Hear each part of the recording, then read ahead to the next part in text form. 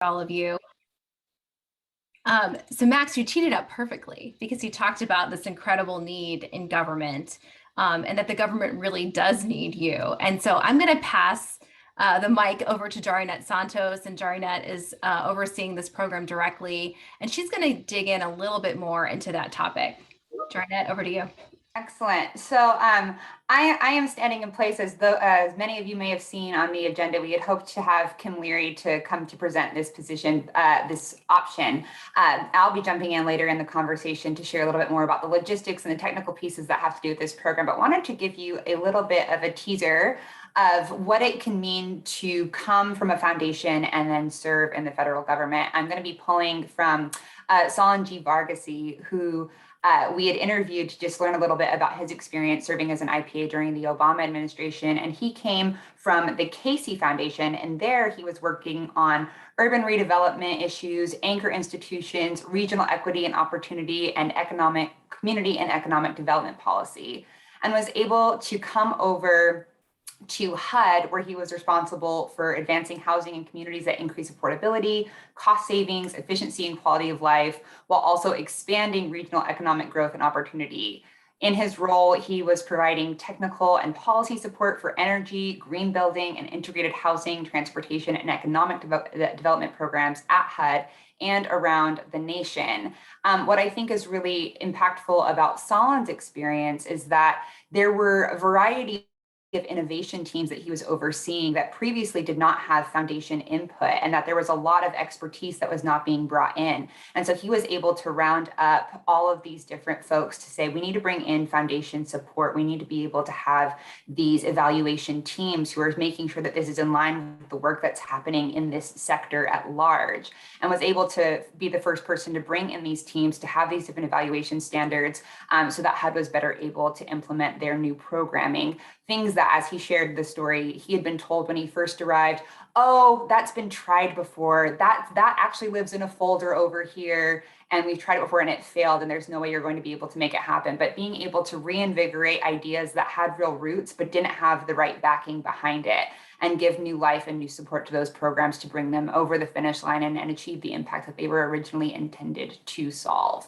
And so bringing in that new energy, that extended expertise, those networks and perspectives that are so valuable in the foundation and philanthropic worlds and nonprofits, being able to bring those perspectives into government, to partner with civil servants and to make these things happen is really what the beauty of the IPA program is. And we're going to be able to hear from other speakers, both foundation colleagues and those in government, to see how this comes together in a really great way, but wanted to be able to give you a real life example of how that worked out.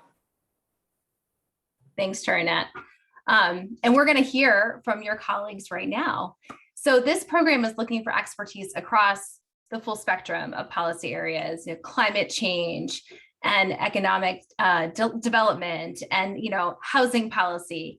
But a really important aspect, one that we're very intentionally focusing on, is helping support the executive order on racial equity. And so what I want to do now is pass it over to Shauna Bartley from the Kellogg Foundation and Lale Isfahani from Open Society to talk a little bit more about this critical aspect of this program. So Shauna and Lale, over to you. Great. Thank you, Michelle. And good morning, everyone. I'm Shauna Bartley. My pronouns are she, her, hers, and I'm a policy officer on the Policy Advocacy Core team at the WK Kellogg Foundation. And I'm really excited to be here and to share a little bit more about Kellogg's perspective of why this is such an incredible opportunity. But before I dig in, I'd love to pass to Lale to say her introduction as well. Thank you so much, Shauna. I'm Lale Isfahani. It's really good to be here. I'm the co-director of Open Society's U.S. Foundation. I'm happy to pass it back to you, Shauna, to talk a little bit about Kellogg, or I can go ahead and say why we're super excited about this program. Sure, I'll dig in really quick and just share some high level thoughts, and looking forward to being in conversation with Lale. It's been tremendous to work with our colleagues at OSF on this, and we're really excited about just the tremendous opportunity that's in front of all of us. And so as part and core to all of our work at the WK Kellogg is a deep commitment to advancing racial equity and racial healing, supporting leaders and partnering with communities to drive solutions. We call this our DNA because we believe that these are essential for creating the conditions to achieve results for children and families. And if it's one thing that we're really deeply aware of through all of our work, investing and working with communities, our shared history in this country shows that racism permeates institutions and the systems that they govern. And so it's our belief that to successfully address past, present, and ongoing harms due to racism and structural inequities, we must take a comprehensive approach, and we have an urgent opportunity to move the needle forward. The Racial Equity Executive Order calls for a whole government approach that requires an institution as large as the federal government to develop robust strategies that recognize both the complex ways that racism is baked into systems and the myriad opportunities we have to do things differently and better. So it's our view that it calls for this like collective imagination, commitment, expertise, and innovation at such a large scale. And it calls on us to strategically deploy our resources using all levers available to make those changes. Given the federal government's role in providing resources and oversight to localities and states, boosting its capacity right now is part of a high leverage approach. Investing in talent inside of government creates synergy with our investments in grassroots organizing, research, strategic communications, and policy advocacy. When and how we engage communities in policy ideation, generation, implementation, and evaluation, how we collect, analyze, and use data, how the government procures its services. At every step, there's work that philanthropy has a lot to contribute in terms of our resources, our own talent and expertise, and our strong networks. And so with that, I will pass back to Lale. Thanks, Shauna. I'd like to echo a lot of what you said, but briefly also start with why Open Society is here. So we're a global foundation. We have offices in about 40 countries and with a broad mission globally of promoting and protecting justice, democracy, and human rights. And we've long worked on issues of race and inequality, certainly in the US as well as elsewhere, even as we do all of our work with an equity lens. So we were really, really delighted to see this executive order when it was signed so early on, so ambitious in its scope, and really presenting an enormous opportunity to advance racial equity and transform the federal government in a really robust and meaningful and lasting way. We know the work won't be easy, and we really appreciate this initiative for that reason. And we know it'll be challenged for it as well. But this whole of government and top to bottom approach is already providing a blueprint for other cities and states and really any complex entity, right, that wants to follow suit. So that's really what brings us to work with other donors in philanthropy and to invest in the implementation of this order. And our investment with Kellogg in these IPA recruitment and management mechanism at PPS is really prefaced on ensuring surge capacity of expertise. As Max said, there isn't enough expertise in the federal government because there isn't a adequate focus by donors or others on really building the institution. So we have this great opportunity, and we need people, we need real experts in the federal government to address these, sort of what is decades of systemic policy inequity. So we've been in discussions along with Kellogg and a suite of other partner donors to try and identify and sponsor experts for IPA placement, as well as for an advisory council to support the success of these IPAs that will sort of watch them through, monitor, help them, etc.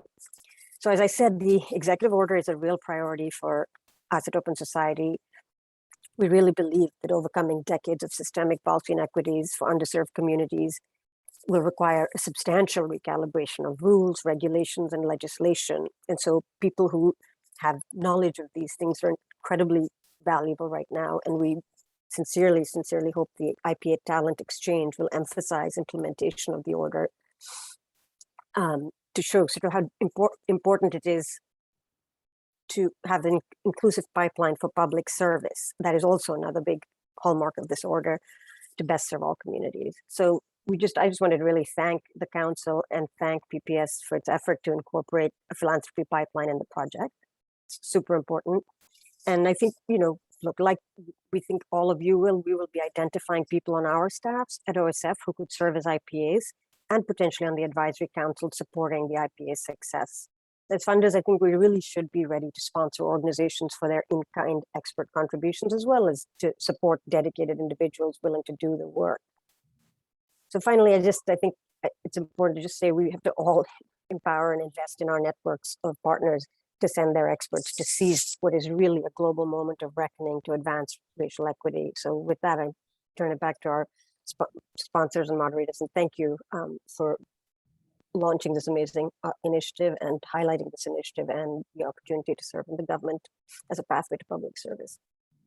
Thank you both so much. There's something so powerful about having a cohort of these IPAs serve together. I think at the same time, we're not putting them off in silos where they feel alone. I think bringing them together on a regular basis with the advisory council that Lale mentioned is really going to, I think, just exponentially increase their impact on government. So just echoing everything that you both said, we're very excited about this. And, thinking about, Max and I just happened to be out on a call this morning with American University, and they have their anti-racism center that was started several years ago. And so thinking about your partners at academia as well, that could be, important contributors to this is critical. Before we move on, I just wanted to take a brief moment to see if there were any questions specifically about this aspect of the program for either Jarinette, me, Lale, Shauna. Hi, good morning. It's Ron Richard, president of the Cleveland Foundation in Cleveland, Ohio. My question is kind of at what level would people come from our sector into the government sector? Happy to jump in. So this is most frequently referred to among philanthropic communities as executives on loan. So these are generally higher level. On the GS scale, they can come in as low as GS 11s, but we're anticipating more to be in the 14, 15 range. Okay, so no SIS. Not at this stage, or are we anticipating that?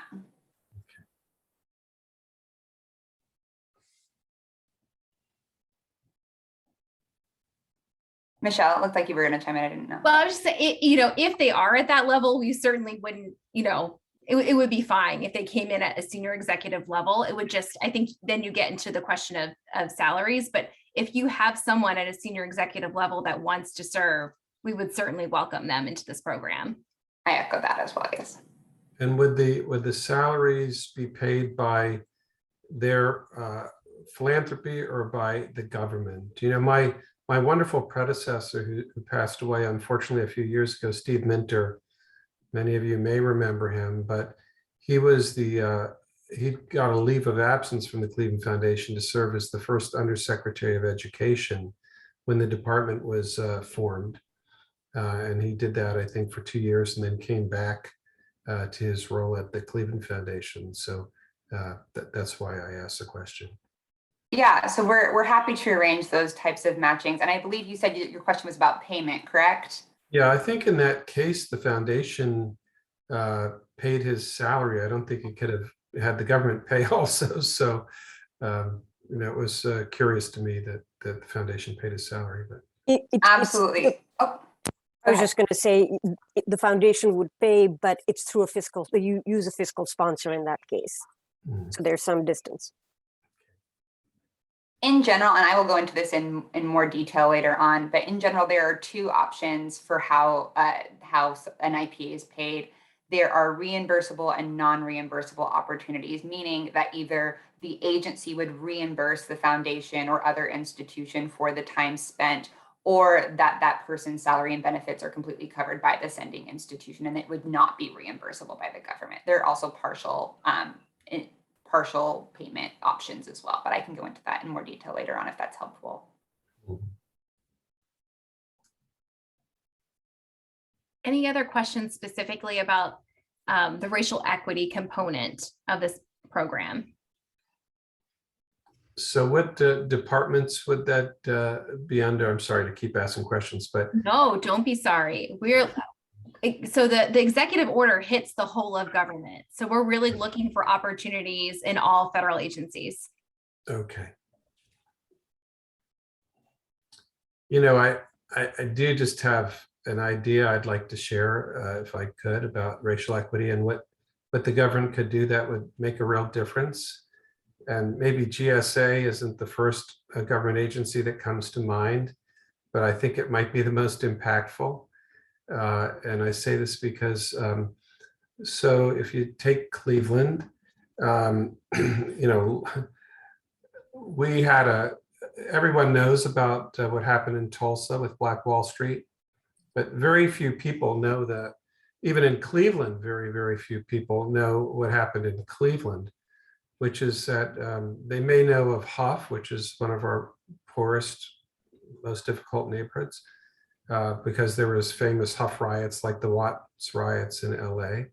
But we have this area called Huff, a neighborhood that was once a really thriving Black neighborhood with great Black-owned businesses, the casino and all sorts of other thriving businesses. And essentially, these businesses got too well off, and the white community basically seized them. They used the claim that they were behind in their taxes. They literally seized these businesses, and then they built a road, very much like they did in New Orleans with Treme and many other cities, to cut off the Black community from the main part of Cleveland. So long story short, that foundation, and this was before Mr. Floyd was murdered, the foundation, I convinced my board that we should move our headquarters from downtown, where it's been for 107 years, into the heart of Huff, and that we should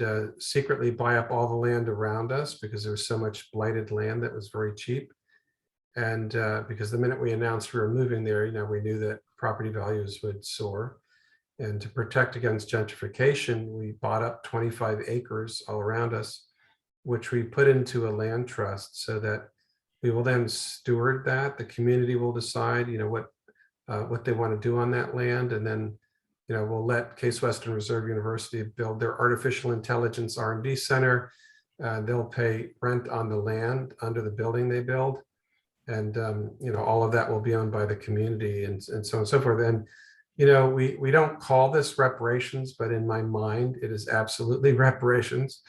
And since we announced and we're building a gorgeous new building, we've made sure the architects are African-American and, the building trades and whatnot, but it's going to be a phenomenal building. And the first floor is going to be a community center. And the second floor is where our staff's going to be. But I only bring this up to say that if the government really wants to right many of the wrongs of systemic racism, the most important and easy thing they could do is, move some of their buildings, into neighborhoods in the same kind of template that we've provided, where they could, buy up a lot of land, move the Department of Agriculture. We've all learned with COVID that, you can operate pretty well online. And, you've got all these cities with very large percentage of African Americans in poverty, in part because of redlining. And so the way to combat redlining and reverse that is for the government to disperse itself out of Washington, which is, very, very, high rent, to live. And, it should be in Detroit and Cleveland and Milwaukee and, all these other cities. And I think that would be a great example the government could set. And I'd love to see us send some brilliant minds to GSA. No, thank you for that story. And the partnership has terrific relationships at the General Services Administration. So we just need the talent. So if you all can send us the talent, we can certainly think about where we can strategically place talent within GSA to think more about federal space and federal opportunities. So thank you for that story. I now want to pass it over to Lauren Antello. And Lauren serves at the Administration for Children and Families, and she's going to give us a perspective from a federal agency. Lauren. Thank you so much, Michelle. And I'm going to try to pull up a couple of slides. And while I'm doing that, I will say I'm just so excited to be here and thank the Council on Foundations. We're a part of their federal liaisons meeting, and that cohort model has really influenced the work that we do. And I'm also a proud graduate of a Partnership for Public Service program where I also continue to interact with my cohort. So just really like the model that you're proposing. So as Michelle said, I'm the acting director of the Office of Regional Operations, which is in the Administration for Children and Families at HHS, at the Department of Health and Human Services. We're the second largest agency within HHS. We have over 60 programs. We really focus on children and families and provide services to some of the most vulnerable families in our country. Our programming runs anywhere from services for runaway and homeless youth to child care, which is obviously a very big issue right now. So what I wanted to talk about with you, the couple minutes that I have, is just a little bit about how we have been leveraging IPAs, and then talk specifically about one such opportunity that we're thinking about and would hope to get some interest for.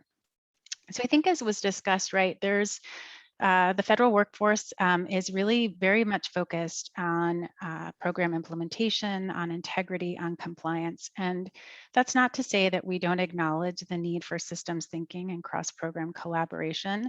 I think many times in my experience, just that moving to action can be really challenging, particularly in times of limited resources and when we've seen real declines in the federal workforce and just a demoralization, right, of the workforce as well. IPAs for us have really offered this opportunity to bring in fresh eyes, expertise, and then that flexibility to move across some of our programs and the services that we offer, right? Back to my earlier point that many of our staff are so focused on making sure that those programs are operated and run well, they just don't have that time to think about cross-programming. I think increasingly too, we're really seeing this as an opportunity to bring in equity and to address inclusion. We in ACF in particular have been very much focused on bringing voice to the policymaking process. So we have a large initiative right now that's working with parent leaders and sort of making sure that their voices are heard, and perhaps even the first voice that's heard, right, when we're thinking about how we design these new programs. We've also have unprecedented investments from the CARES Act, from the American Rescue Plan, from potentially the American Families Plan. And so we are so focused on moving monies out the door to communities. It really opens the door to rethink our service delivery and our systems design. So most recently under this current administration, we brought in 3 IPAs as senior advisors. And so they are stationed, or their duty station and in federal speak is in the immediate office of the Assistant Secretary. So they work directly with our top political leadership. And they are thinking cross systems on equity, whole family approaches, which is in our world, we think about how an entire family is accessing services, not just within ACF or even HHS, but across government. And then also upstream interventions. So we, all of the programming for foster youth, foster care, child welfare is within our agency. And so we're really trying to sort of get upstream. And we very much value the expertise that others in the community can bring to the work. And so the next IPA that we're really thinking about builds on our work with public-private partnerships. So since the Obama administration, our office in particular has stood up this capability. And for the last 4 years, we have really been thinking about how we leverage the philanthropic community, our business partners, parents, and families to really move forward these policy changes. And we're ready now to take it to the next level. So creating better strategy, business processes. We have team members across our organization. So in the office that I'm in, I have executive leaders across the country who are in our 10 regional offices. And they're really trying to think more about how we can do this partnership better. In particular, sort of get into more of the nuts and bolts of how this would work, we really are looking for an individual who could provide leadership, particularly around the administration's goals. So of course, equity is big one there. We're also very much thinking about childcare, and not just, I think when you immediately think of childcare, perhaps for our youngest family members, but just across the spectrum, and even the childcare workforce, and just as a part, sort of as our social safety net. This individual would be engaging again with executive leadership at ACF and thinking very much about a national strategy. So a real thought partner and thought leader on how we can take some of these cross systems, cross-cutting innovations and scale them. We also would want somebody who can work with our executives across the regions and who can dive a little bit deeper into leveraging community foundations and other organizations so that we can take perhaps a regional strategy and taking these partnerships to the next level. We've had a lot of success, in particular out of our New England area, where not only do we have a huge thank you to Kellogg, as I know you're on the call today with Kellogg Foundation, as well as Doris Duke, but local philanthropy who've done specific targeted investments in states. And so the individual that we would be working with us would have sort of that vision, would be able to tap into the resources that exist within ACF and our partners across the country. So I'm really happy to be here. So excited that you're doing this work, and welcome any questions that folks might have for me. Thank you.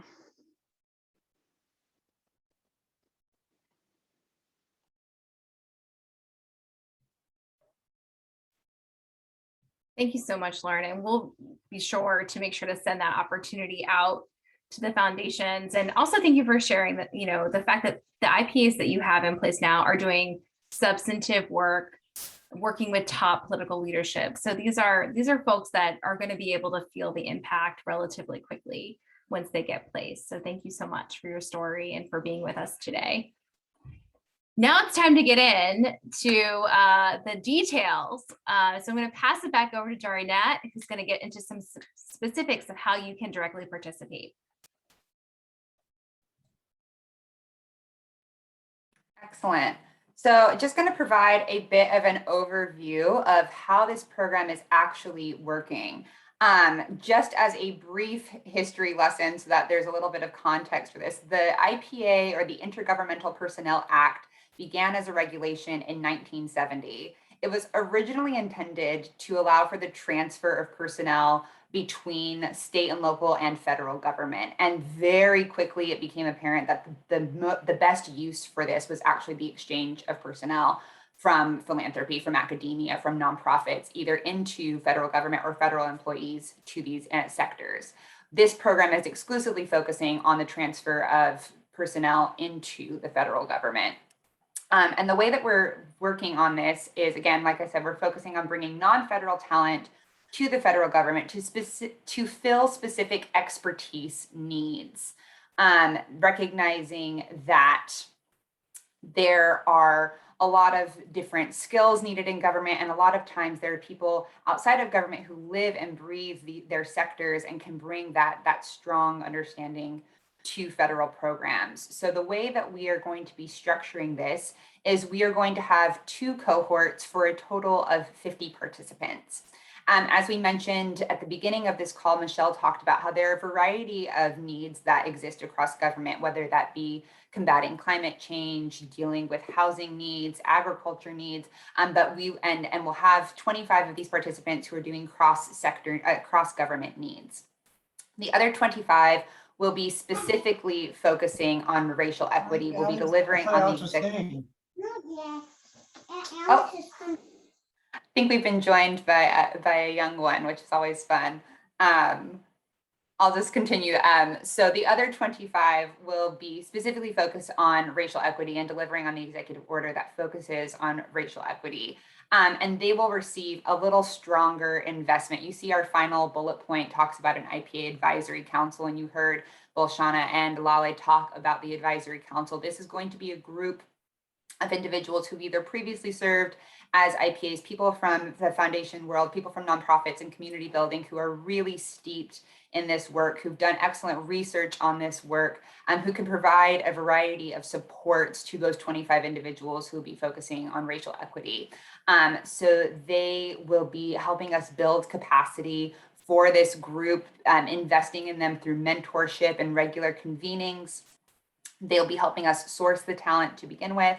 And then they'll also have, again, with those convenings, the opportunity to share different portions of their understanding and how to work these issues through government. For example, one of our earliest slated convenings will be with Policy Link as they share their information on For Love of Country and how a devotion to country is really focused on bringing racial equity into government programs. And we'll continue to have various convenings with this group throughout the time that they spend in their IPA. Structurally, each of these 50 participants will go through a matching process by the partnership. So we've already opened applications for agencies to let us know about their needs. You just heard from Lauren Antello about one that exists at HHS.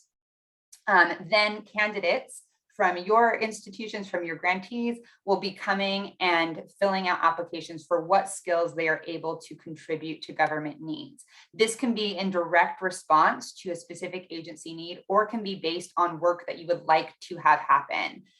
In this application, you acknowledge whether it is reimbursable or non-reimbursable, meaning would you be fully paying for this IPA in their placement, or would you expect government reimbursement for that placement? We collect different information like resumes, recommendations, and check on eligibility to ensure that they are equipped and approved to work in federal service. And then after we've matched them to an agency and get them set for that type of onboarding, we provide a federal arena onboarding. As Max said in his initial remarks, the partnership is really well versed in how to prepare folks to come in and serve in a federal environment. We've been doing this with appointees for quite some time. We're pulling from that same experience on how to get people prepared to ensure that these IPAs are well equipped to do that in a strong way once they get on the ground. One of the reasons I think this is such an important component of this IPA program is we hosted a variety of focus groups in advance of beginning this program, where we got to talk to agencies who have used IPAs really strongly, people who have used IPAs and it hasn't gone as well, and people who haven't used IPAs at all. And even from those who have used IPAs in a really strong manner, we've heard that there can still be tensions or misunderstandings as people just get started in an IPA placement. And a lot of that is due to just not understanding the environment that they've entered. And so being able to explain the needs and movements and functions of government to them prior to their starting, I think will give them a better foot on the ground to get started on and having that impact focused work. We've also created an IPA Guidebook, which answers a variety of questions about ethics, payment, how to get started, who do you fill out the paperwork with, and who do you send it to ensure that anyone going through and navigating this process has resources at their disposal. And that will be an evergreen resource that the partnership makes available. So those are the different prongs that exist in this program, keeping it moving. But there are often these key FAQs that people have. And the first is eligibility. So all federal agencies are eligible to bring in an IPA. It is not under direct oversight from OPM. And so the only hiring authority that needs to exist is a written agreement between the agency and the non-federal entity coming in together. And that agreement serves as the hiring authority.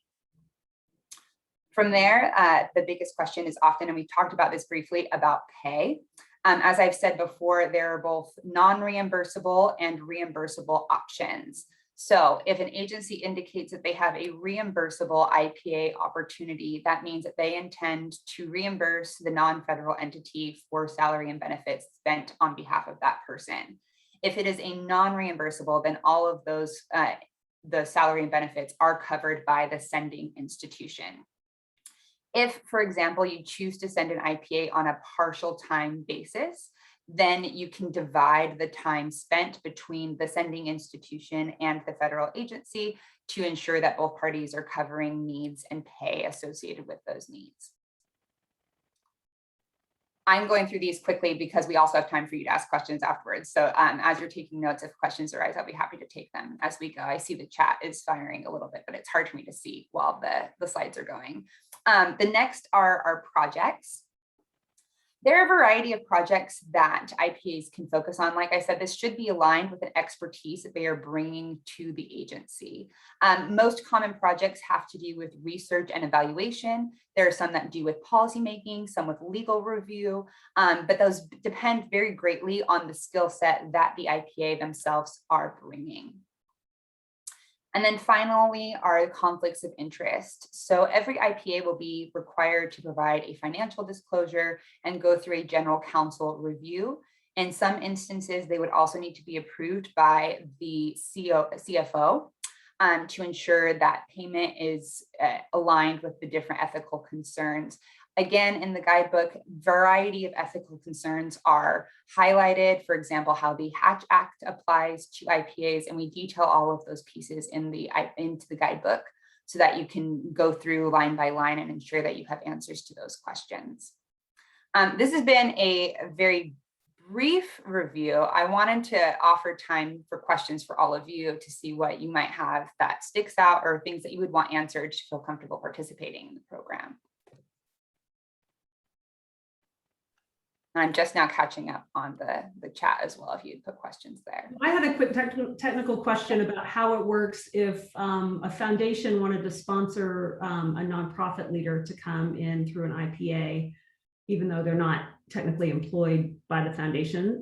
Can they pay separately for those folks in a non-reimbursable IPA? Yep, absolutely. So foundations can sponsor an IPA from a different institution. That just becomes a three-way agreement. So you have the agreement between the nonprofit and the federal agency, and also the nonprofit and the foundation, to ensure that all things are moving smoothly. That might also require a little bit more detail on financial disclosure at the onset of the agreement, but it's very possible. Great, thank you.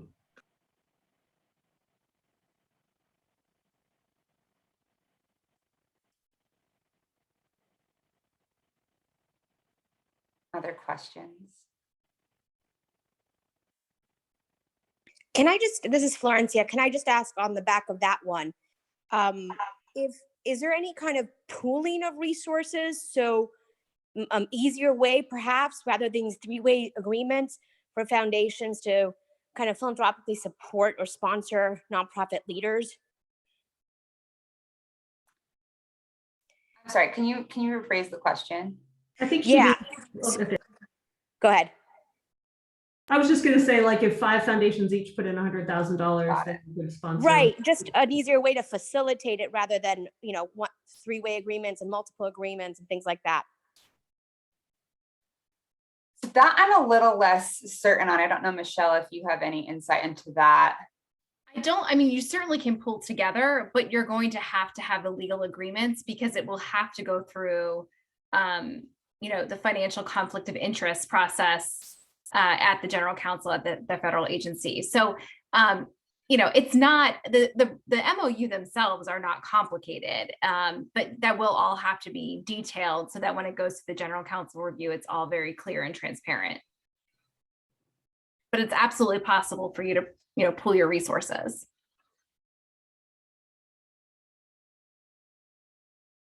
I accidentally stopped my video. I see in the chat people asking, is the guidebook available and when will the guidebook be available? It is actually already available, and I'm just working to get you all the links so that you can access it. And I'll put that in the chat. So the guidebook is currently available. It is live on our website. So you are able to look at it there. I also provide just the landing page for our website, which is where both the applications for agencies and for candidates live. And recognizing too, like I said earlier, candidates can either respond to a posting by an agency, or can just list, this is the type of skills I'm bringing, this is the expertise I'd like to be able to bring to government, this is the type of projects I'd like to work on. And we can also shop that with agencies to let them know these are the types of candidates we have. Do you have a project that would be available for this type of IPA? Alex had a really good point in the chat there about just pumping up general operating support to a nonprofit organization that you wanted to sponsor an IPA. Is there anything I'm not seeing and why that isn't a terrific idea? Or does that sound— No, it is a terrific idea. And in that case, I don't think you'd have to have the agreement, because you're just giving to their general operating fund. So that is a very smart way of working around that, Alex.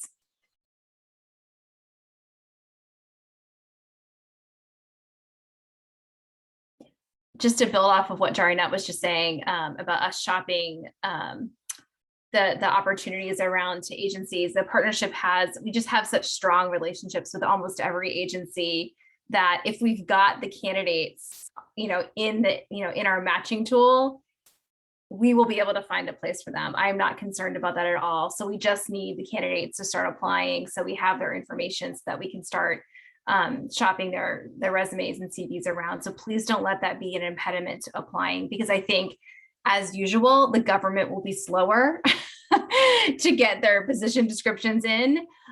So it'll work faster, I think, if you all get your candidates into the system and we can start sending those out to agencies. Michelle, could you speak a bit to the kind of interest that you're getting from the government agencies you're speaking with, and at what levels they're talking about bringing folks in? And then related to that, could you also talk about whether there are particular types of positions or people with particular types of background that you feel like are in particularly high demand, if any? Yeah, so the interest is definitely there. We have a monthly roundtable with all the assistant secretaries for administration and management. And Darinette just presented to that group last week. She's presenting to all the general counsels this week. We're presenting to all the chief human capital officers this week, so that we can get the information out quickly. But I can tell you, in our one-off conversations, there is a lot of interest. I mean, it seems almost too good to be true. They're so excited about the ability to tap into this talent, which they just generally don't have the ability to do on their own. So the interest is definitely there. People are very excited about the additional support on the racial equity front, because they know there is support amongst leadership for this. They know it's important. They want to fulfill the executive order. Many do not have the in-house resources to do it, because hopefully, as many of you know, there was also kind of a pairing executive order focused on diversity, equity, inclusion, and accessibility for the, internally for agencies to also be focusing on. So they're having to figure out how to staff and implement both executive orders. It's easier for them to be focused internally. And I think they're struggling on the racial equity and service delivery piece. So they're very excited about this support. In terms of types of help, Rudy, anything from people working in research, people who have experience with actual service delivery. I mean, it runs the gamut.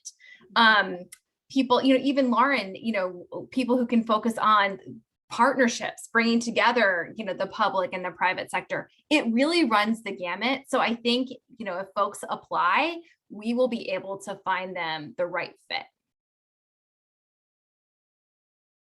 Is that helpful? Yeah, thanks for that. Okay. Michelle, can I add a little bit more? Is that okay? Yeah, please. I was just going to, reflecting on the 3 individuals that we've recently brought on. One in particular has had a long career in research and evaluation, and so we're really trying to see how he can help us think about using data and evaluation very quickly on sort of the broad umbrella of what we might define as economic mobility or economic recovery. Another individual has lived experience, has sort of done some of the policy and advocacy work in the community. And so really tapping into her skills and thinking about how that then translates to the policy and program work we're doing at the agency. And then the third too, we get tapped to do a lot of federal interagency coordination, which is, I would say, reflecting on my own federal career, some of the most exciting work that's out there. And these IPAs are helping to staff that federal interagency work. And when I say staff, it actually means coming to the table with the White House or the Domestic Policy Council or others who are really the policy and decision makers. So they really are getting right into some of the most, I think, exciting. And if we were to say any federal work is speedy, this is the speediest of federal activity. So that's at least how we've been seeing the 3 that we have currently. Thank you for that. We also do a lot of work. We've partnered a lot with the Office of Evaluation Sciences at GSA. And so there's also a great need. This is, paired with the research component of folks with expertise in program evaluation, coming in, looking at what programmatic activities are currently underway and how can we improve upon those to meet the executive order.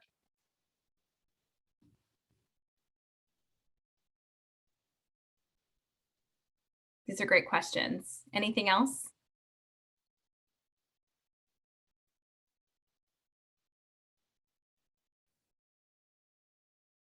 I'm also going to go ahead and put my contact information in the chat so you have that available. I provided the link for the guidebook if you have more technical ethics concerns that you want to go line by line, that exists there. And also the link to the IPA Talent Exchange landing page where the candidate application lives. So if any other questions were to come up outside of this meeting, and we're still available for questions at this time, go ahead and feel free to reach out to me directly. And we hope we're flooded with applications next week. Well, this is terrific. And I'm just wondering, is there a specific deadline by which you're hoping to get the vast majority of the candidates in, or just is this a rolling basis? Everybody loves a deadline, right? So we are accepting applications on a rolling basis. That being said, our priority deadline is the end of this week for agencies and December 15th for candidates. That deadline ensures that we can get people in early spring 2022, given all of the various processes that have to take place to get them in-house. But we will continue accepting folks on a rolling basis through summer next year. That's terrific. Well, I'm looking at the time, and I know that folks probably have another meeting on the hour, but I just wanted to say a huge thank you to everyone for coming, to our speakers for this excellent information. And there's so much excitement around this and so much potential. The president did something very bold with the executive order on racial equity, and now they've got to figure out how to make it real, as Max said on the front end. And for all of us who've tried to make those commitments real inside our much smaller, much less complex institutions, it's going to be a big haul. So I'm sure that they could use any of the expertise and support that they can muster. So we are going to be doing as much recruiting as possible from the council network. If any of you have specific foundations that you think we should reach out to very directly, we'd be glad to do that. And Michelle, did you have other kind of calls to action that you'd like to issue before we wrap up? No, I just also wanted to echo being thankful for your time today.